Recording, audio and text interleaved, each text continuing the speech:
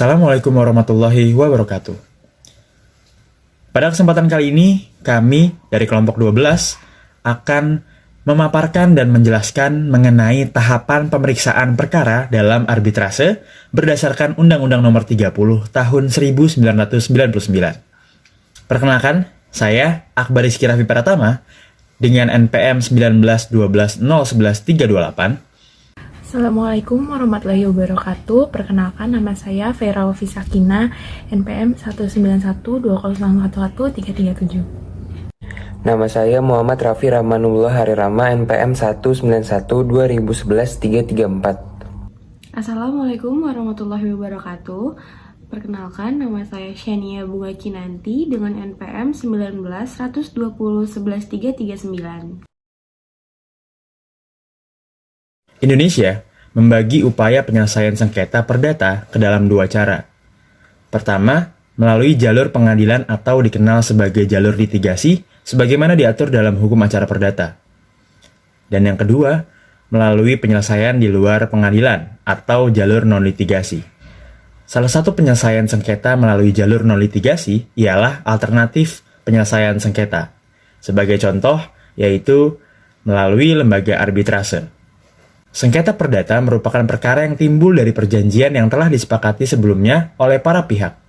Perjanjian diawali dengan negosiasi, atau biasa disebut dengan bargaining process, sehingga menghasilkan kesepakatan yang tertuang secara tertulis dalam kontrak perdagangan, di mana kontrak perdagangan sendiri ini berlaku sebagai alas hukum bagi para pihak yang mengikatkan dirinya. Pilihan penyelesaian sengketa melalui lembaga arbitrase atau non-litigasi dianggap memberikan keuntungan tersendiri daripada melalui Badan Peradilan Nasional, sehingga klausula arbitrase semakin lazim dimasukkan di dalam kontrak dagang. Istilah arbitrase berasal dari kata arbiter yang merupakan bahasa Latin dan memiliki arti kekuasaan untuk menyelesaikan sesuatu perkara menurut kebijaksanaan. Menurut Priyatna Abdul Rashid dalam buku Hukum Perdagangan Internasional karya Serlika Aprita dan Rio Aditya, arbitrase adalah suatu proses pemeriksaan suatu sengketa yang dilakukan yudisial, seperti oleh para pihak yang bersengketa, dan pemecahannya akan didasarkan kepada bukti-bukti yang diajukan oleh pihak ketiga. Sementara itu, menurut Pasal 1 Angka 1 Undang-Undang Nomor 30 Tahun 1999, arbitrase adalah cara penyelesaian suatu sengketa perdata di luar peradilan umum yang didasarkan kepada perjanjian arbitrase yang dibuat secara tertulis oleh para pihak yang bersengketa. Biasanya, penyelesaian masalah dengan cara ini umumnya dipilih untuk sengketa kontraktual, baik yang bersifat sederhana maupun kompleks. Menurut Undang-Undang Nomor 30 Tahun 1999, Pasal 5 Ayat 1 dan 2, sengketa yang dapat diselesaikan melalui arbitrase hanya sengketa di bidang perdagangan dan mengenai hak yang menurut hukum dan peraturan perundang-undangan dikuasai sepenuhnya oleh pihak yang bersengketa. Sengketa yang tidak dapat diselesaikan melalui arbitrase adalah sengketa yang menurut peraturan perundang-undangan tidak dapat diadakannya perdamaian. Di dalam Undang-Undang Nomor 30 Tahun 1999 diuraikan apa saja syarat arbitrase, yaitu para pihak dapat menyetujui suatu sengketa yang terjadi atau yang akan terjadi antara mereka untuk diselesaikan melalui arbitrase. Yang kedua, dalam hal timbul sengketa, pemohon harus memberitahukan kepada dengan surat tercatat telegram atau telex, faksimil, email, atau dengan buku ekspedisi kepada termohon bahwa syarat arbitrase yang diadakan oleh pemohon atau termohon berlaku. Yang ketiga, adanya surat pemberitahuan untuk mengadakan arbitrase memuat dengan jelas A. Nama dan alamat para pihak, B. Penunjukan kepada klausula atau perjanjian arbitrase yang berlaku, C. Perjanjian atau masalah yang menjadi sengketa.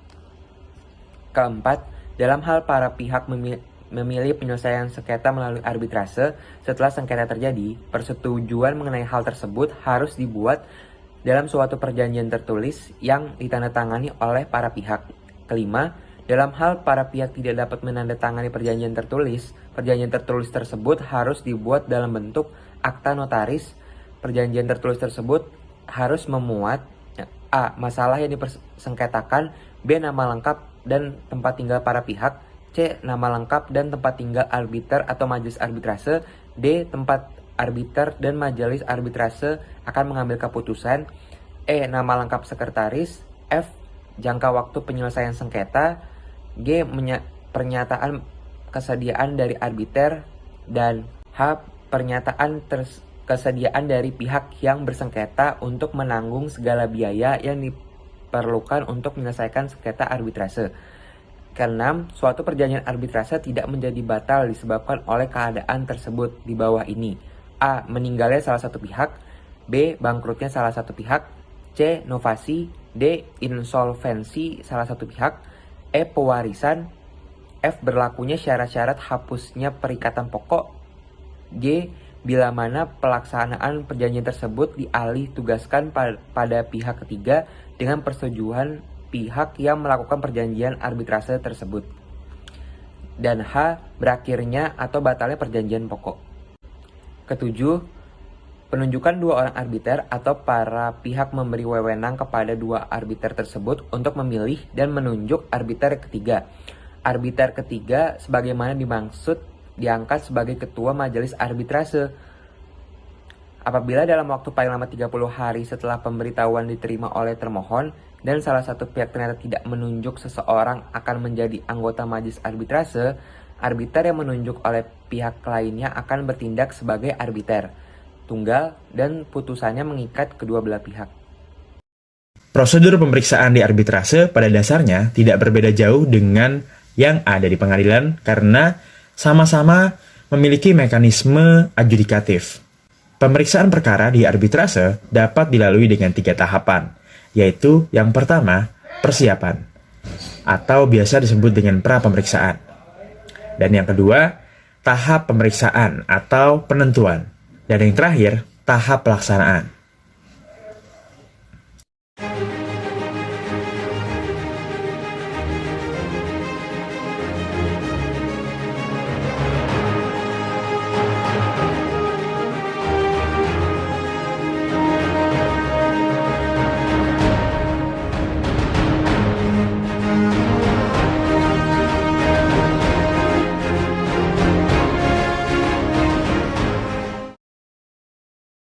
Tahap persiapan.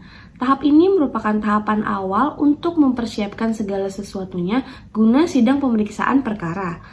Tahapan ini meliputi yang pertama permohonan arbitrase, yang kedua registrasi perkara, yang ketiga tanggapan termohon lalu jawaban, yang keempat pembayaran biaya administrasi, biaya pemeriksaan, dan biaya arbiter, dan yang terakhir adalah pembentukan majelis arbitrasi. Di dalam pratahapan ini meliputi permohonan arbitrase. Permohonan arbitrase ini harus memuat nama, alamat identitas para pihak, lalu tentang klausa arbitrase, lalu tentang fakta-fakta yang mendukung permohonan arbitrase, lalu pokok-pokok permasalahan, lalu besarnya nilai tuntutan, dan penunjukan arbiter. Lalu selanjutnya ada registrasi perkara. Setelah melakukan permohonan arbitrase, langkah yang selanjutnya diambil adalah registrasi perkara atau mendaftarkan perkara. Registrasi perkara ini meliputi 1. Pemeriksaan perjanjian arbitrase, 2. Pembayaran biaya administrasi atau pelunasan biaya arbitrase, yang ketiga diregister dalam pendaftaran perkara BANI atau Badan Arbitrase Nasional Indonesia. Lalu yang keempat adalah penunjukan sekretaris majelis. Setelah melakukan permohonan arbitrase dan pendaftaran perkara, langkah selanjutnya adalah tanggapan termohon. Tanggapan termohon ini dalam waktu 30 hari setelah termohon diterima, termohon menyampaikan jawaban. Dan pada tahapan ini juga penunjukan arbiter. Lalu selanjutnya adalah jawaban dari tanggapan termohon. Jawaban ini meliputi yang pertama uraian, bantahan atau pengakuan termohon. Lalu yang kedua adalah dapat mengajukan eksepsi. Yang ketiga dapat menunjuk arbiter. Dan yang keempat dapat mengajukan rekonvensi atau gugatan balik. Penunjukan arbiter.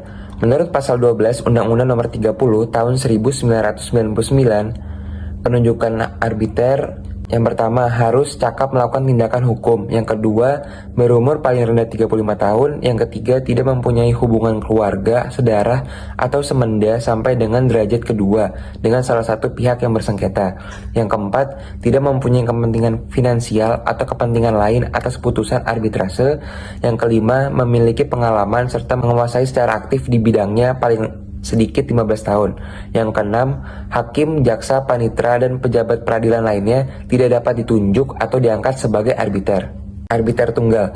Menurut pasal 14 Undang-Undang Nomor 30 Tahun 1999, dalam hal para pihak bersepakat atas arbiter tunggal, penunjukan arbiter harus berdasarkan kesepakatan para pihak.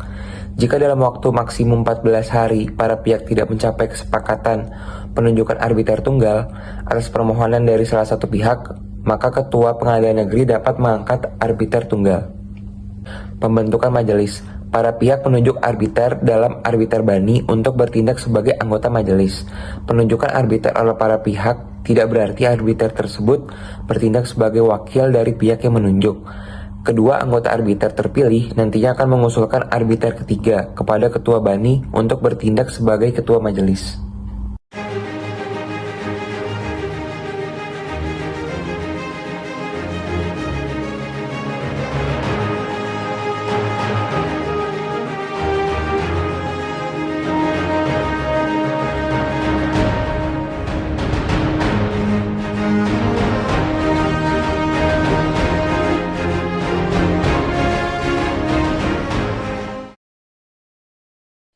Saya akan menjelaskan tahap pemeriksaan. Tahap pemeriksaan dalam perkara arbitrase sendiri yaitu mengenai jalannya sidang pemeriksaan perkara, mulai dari awal pemeriksaan peristiwanya hingga proses pembuktian sampai dijatuhkannya putusan oleh arbiter. Ketentuan umum dari pemeriksaan arbitrase sendiri terdiri dari bahan arbitrase, tempat arbitrase, pilihan waktu, hingga jangka waktu pemeriksaan. Alur pemeriksaan dari sengketa arbitrase yaitu yang pertama adalah jawab-penjawab antara pemohon dengan termohon, yang kedua dengan klarifikasi, yang ketiga ada pembuktian, keempat ada kesimpulan para pihak, dan kelima ada putusan. Pembuktian dalam arbitrase sendiri, setiap pihak itu bersifat wajib menjelaskan posisinya masing-masing dengan disertai bukti pendukung yang akan dijadikan sebagai dasar permohonan atau jawaban. Para pihak tersebut juga dapat mengajukan saksi-saksi, baik fakta maupun ahli dalam persidangan.